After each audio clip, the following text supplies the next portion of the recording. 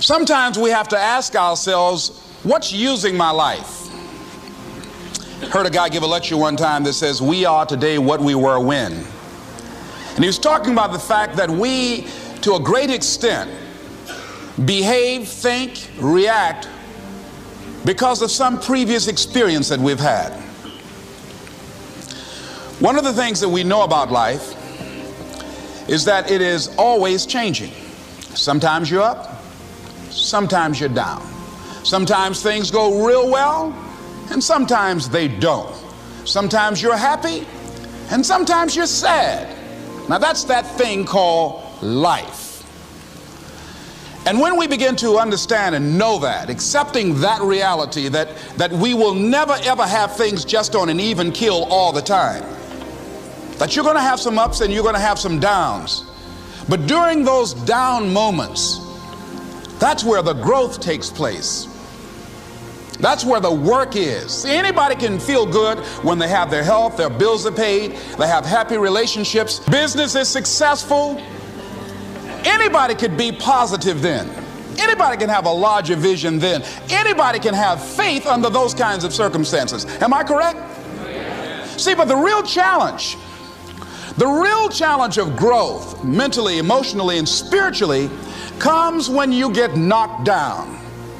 Somebody said that adversity introduces a man to himself or a woman.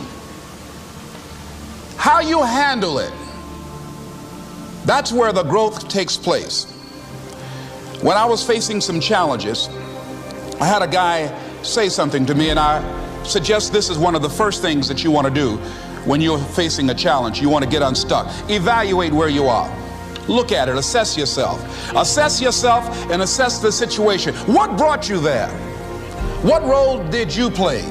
Earl Nightingale had a saying I like. He said, all of us are self-made, but only the successful will admit it. What has brought you to this point? What did you learn from it? Are you learning anything, or are you doing it over and over and over again? Somebody said that insanity is doing the same thing in the same way, expecting a different outcome. Are you going through it, or are you growing through it? Are you bigger and better because of it? Because it's not going to leave you until you grow through it. I was going through a major challenge in my life that was wearing me out, that was using me.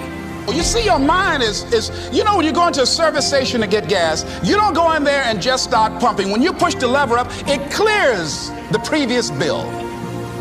By the same token, if you want to begin to move, you've got to clear your mind of all the unnecessary luggage and baggage that's weighing us down. I couldn't move, I couldn't think about what am I going to do to get out of this situation, because I was so concerned about what happened and what he did to me and how bad it was. I was so stuck in that I couldn't even focus on what I should have done. Feeling sorry for myself and angry, and none of that was taking me anywhere. So pretty soon I learned through effort, made a conscious, deliberate, determined effort. I had to let it go. I had to forgive it. Let it go and begin to focus on developing myself. And I say to you, you're going to have people to do things to you. Things are going to happen to you. And the most important thing to do is to harness your will and let it go and move so you can grow, so you can get on with your life. It doesn't matter about what happens to you. What matters is, what are you going to do about it? All of us have experienced some tragedy, and if we haven't, we will. And you can either let it destroy your life, or you can build upon it. You can permit it to let it hold you down, or you can decide, I'm not going to let that happen to me. I'm bigger than this.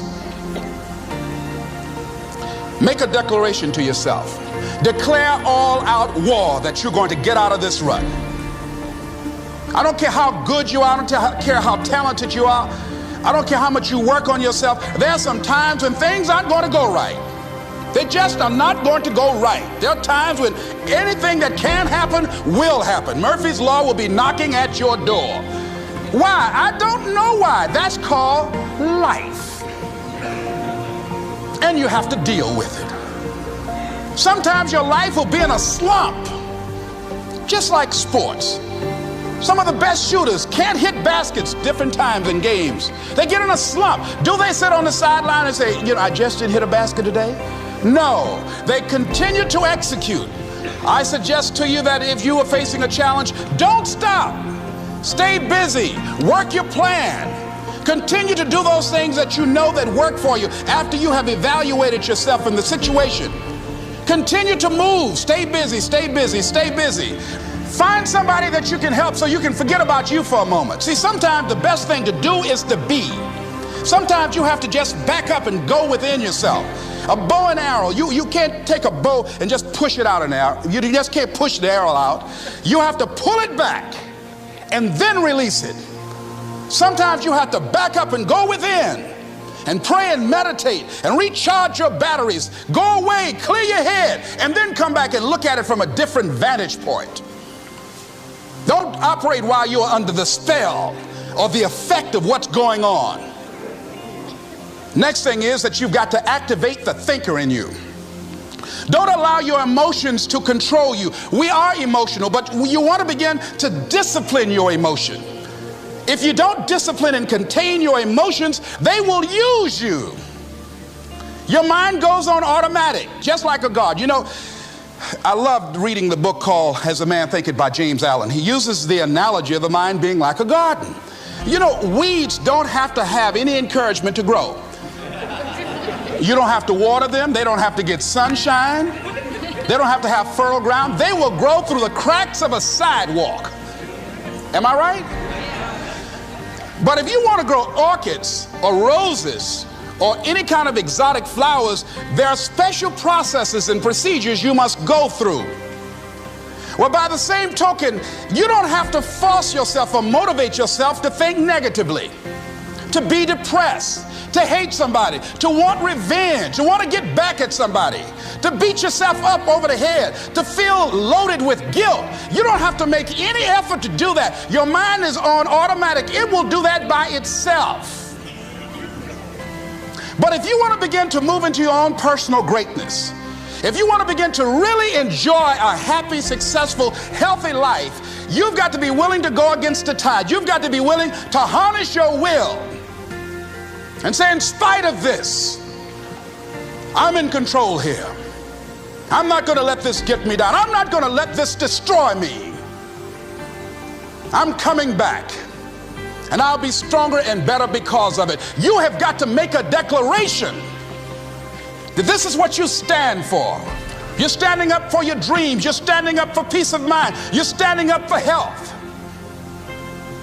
You want it, and you're going to go all out to have it. It's not going to be easy. When you want to change, it's not easy. If it were in fact easy, everybody would do it. But if you're serious, you'll go all out.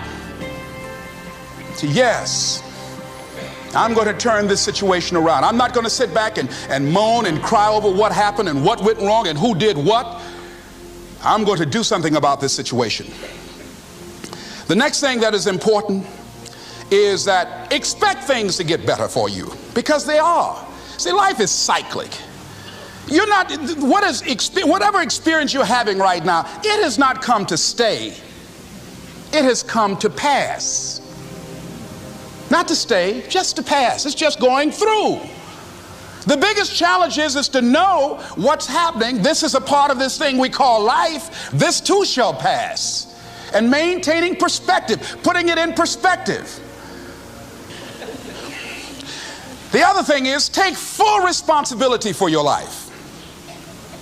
Accept where you are and the responsibility that you're going to take yourself where you want to go.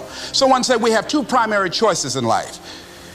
We can either accept conditions as they exist, or we can take the responsibility to change them. See, a lot of people want to exempt themselves from taking responsibility. All they want to do is talk about the problem. Every time you see them, they'll tell you their story over and over and over and over again.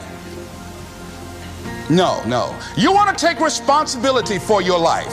I got me here, I can get me out of this. And I'm getting out. I'm not going to be a volunteer victim. George Bernard Shaw said there are two kinds of people in life. You know, he said those that make things happen, those that watch things happen, and those that don't know what happened.